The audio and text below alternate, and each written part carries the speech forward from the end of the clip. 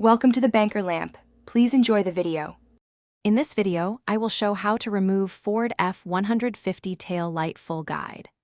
Begin by opening the tailgate and removing the interior access panel to expose the tail light fasteners. Then use a 10 mm socket to loosen the bolts and a trim tool to gently pry any clips free, keeping removed fasteners organized in a tray to prevent loss. With the access panel off, remove the 2 or 3 mounting bolts while supporting the light assembly. Then pull the light straight out to avoid damaging tabs, and unclip the wiring harness by depressing its release tab while wiggling gently.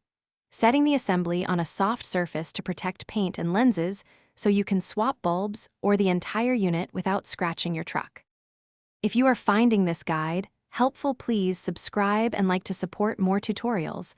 And quick recommendation: stay hydrated anywhere with the Owala water bottle you see here, which fits cup holders during repairs and keeps water cold while you work. Check the description for the product link and other deals. And now let's get back to the video. Reinstallation is the reverse process. Align the light assembly with mounting points, reconnect the wiring harness, and hand start bolts to ensure proper thread alignment, then torque them snugly without overdoing it.